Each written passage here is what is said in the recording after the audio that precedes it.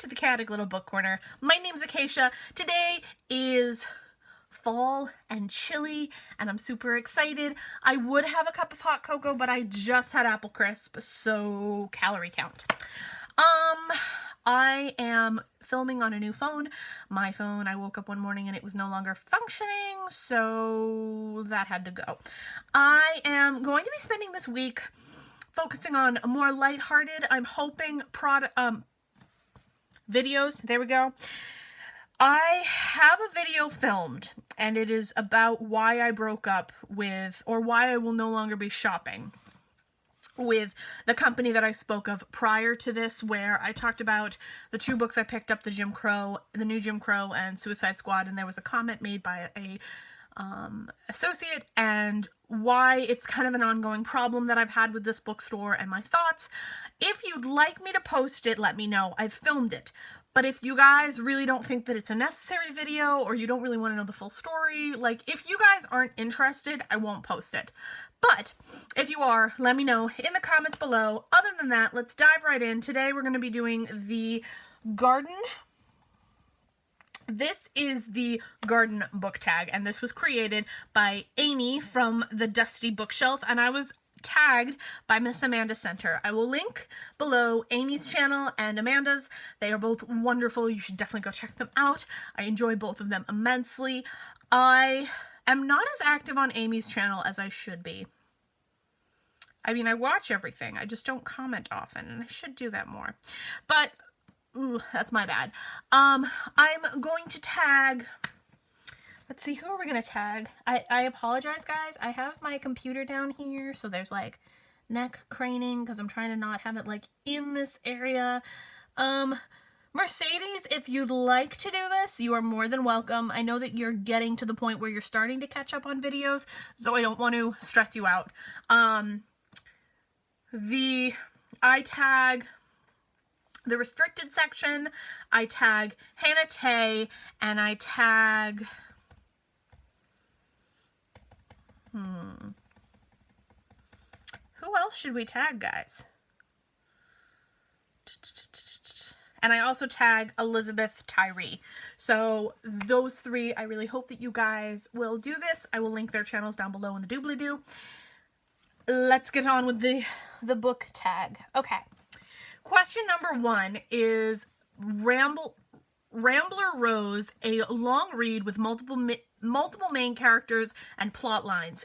It twists and turns and puts on a show with language. And for that book, I went with The Valley of the Dolls. Now, for those of you who have read this, it is stunning. It is breathtaking. For those of you who have seen the film, you need to read the book, because if you liked what the film had to offer, you will love what this book has to offer. It is gorgeous. It is exquisite. It is written in...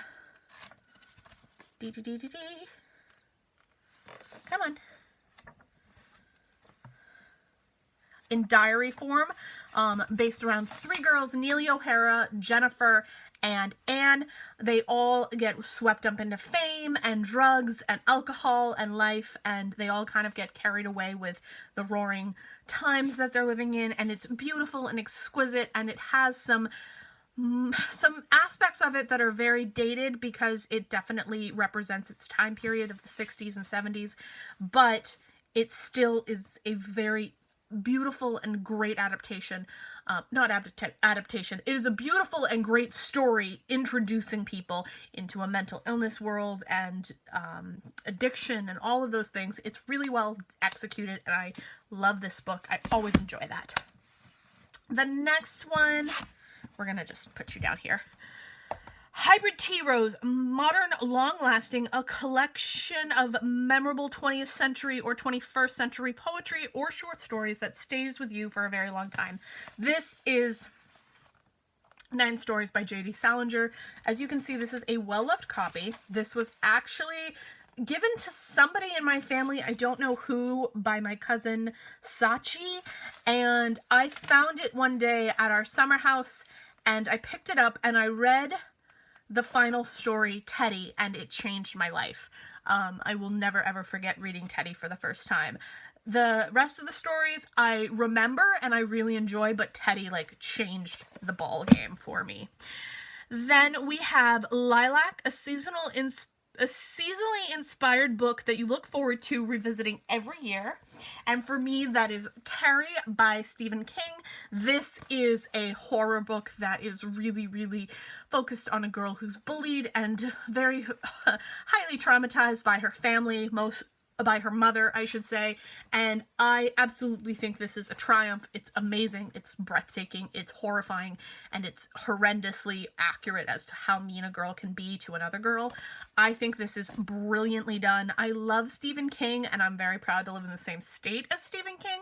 If I ever meet him, I will have him sign this because Stephen King's incredible. He's like the king of horror in my mind. Like, I don't think there really is another king of horror. No, there's really not. King of horror. So that's my go-to reread every single year. I don't really have many others that I reread every year. I'm going to try and get more into rereading, but that one is every year for sure. Bleeding Heart, a beautiful dark work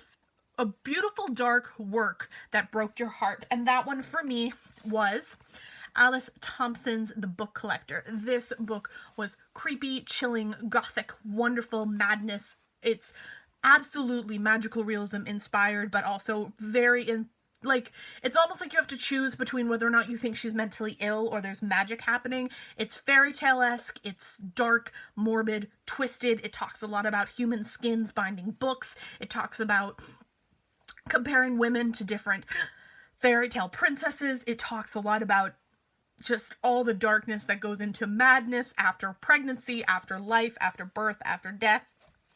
It's phenomenal. I highly recommend it.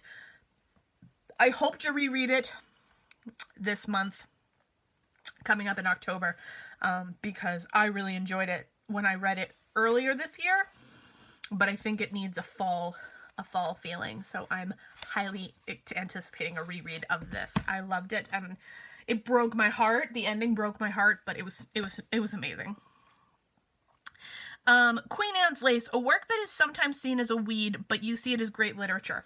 I don't see this as great literature, but I do see this as a piece that is more important than it's given credit for. And that is Holly Madison Down the Rabbit Hole, Curious Adventures of the Curiosity Tale in a Former Playboy Bunny. This is a really interesting story. This is a very honest, very well written. It's nothing, the writing is not spectacular, but it's honest and it's blunt and it doesn't really beat around the bush. It talks about sexual harassment. It talks about consent. It talks about bullying from females to other females. It talks about manipulation. It talks about abusive relationships.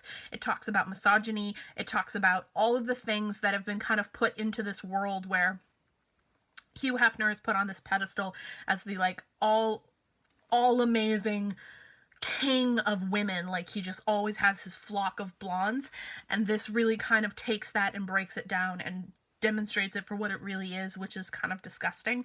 And I thought this was absolutely fabulous, and I love the end papers. You guys know that I picked this up in a paperback a few weeks ago, and then someone voiced that they were interested in reading it, but it was expensive.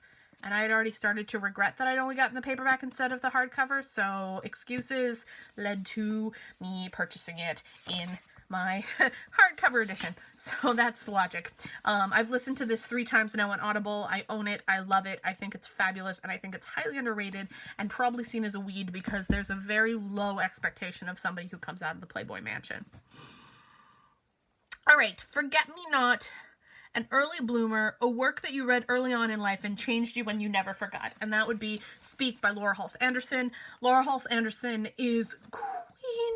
I love her. I absolutely wish I could meet her. She is one of the people she changed my life.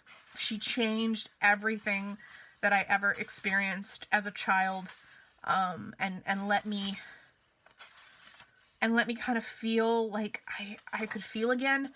As you guys can see, I have written, like, I've showed you this before. This edition is written through, it's marked up, it's destroyed, it's never going to leave my shelf. I probably should buy a better edition of this at some point to have and give this to, well, not give it to anybody, but it'll go in my memory box. I have a memory box of books that have, like, held a memory, but they're, like, past the point of being able to reread. This one still has a couple reads left in it, but this was everything to me. I read that so many times as a child, it's ridiculous. That's my second copy at this point. Pansies, a classic with that's losing popularity once everyone had it and in their garden of a library, but now it is being replaced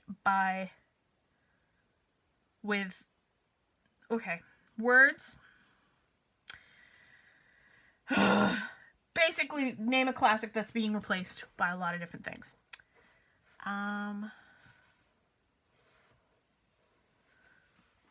Okay. And that, for me, was Frankenstein. I just reread Frankenstein. I loved it. Absolutely fell in love with it again. The concepts, the ideas, the statements around male and female interactions, gender equality, just it was such a political piece that was really never viewed as political, but now it is.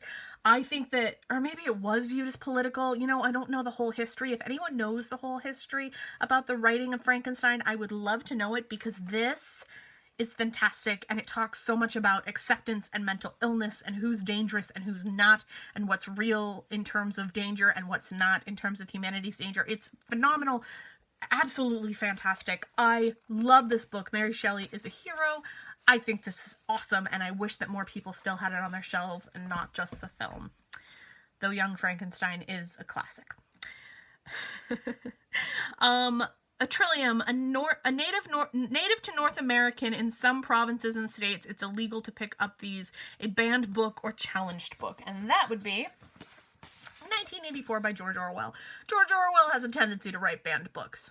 Enough said. This is something that I really, really want to reread again. I read it in high school, and I remember feeling really, really inspired by it, but I can see this having some mirroring aspects to the current political situation, and I'm interested. Not our current leader, but potential leaders coming. That makes me worried.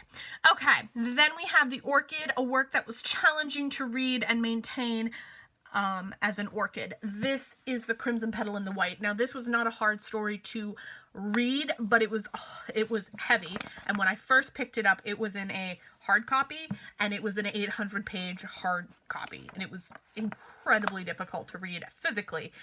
So then I found it in a used paperback edition, which this isn't the edition I wanted. I'm not gonna get into that. But I ended up listening to it on Audible because it was just too much to process in reading format for me at the time. So I ended up finding it on Audible, reading it that way, or listening to it that way, and it was much easier to process and care for once I did that. And then our last one is number 10, A Fern, a book that sparked your initial interest in a topic before spurring into a whole book of topics. This is The Darkest Child, and this is by Dolores Phillips. This is the book that started off my Black Writers Matter kick. I will link my initial video down below of the hashtag Black Writers Matter and the challenge that I have put out to the BookTube community. Anyone who wants to participate is more than welcome. This was the initial book that sent me into that spiral, and I absolutely love it. I think it's fantastic. I'm so blessed to have it, and anyone who sees this, please pick it up. It's amazing. And then the final question is a bonus question, and that is, what is your favorite flower? Mine is a lily. Yeah, I like lilies. Lilies are my favorite. I have always liked lilies. We have them every once in a while in our front yard, but they don't bloom every single year in our front yard, which is a bummer. The only other thing that would like rival lilies would be lilacs for their smell, because we used to have a lilac tree in my front yard and the plow ripped it up one year, which was a bummer. But when it would bloom in the summer, you would just smell lilacs through the wind. on our front yard, and I miss that terribly. That was always a favorite of mine. Okay, so this has been my garden book tag. Thank you so much, Amanda, for tagging me. Thank you, Amy, for creating it. Thank you, everyone who does this after me. Anyone who wants to do it is welcome and tagged. Consider yourself tagged. The 3 girls I did tag will be linked down below. I will talk to you guys soon in my next video. Kisses. Bye!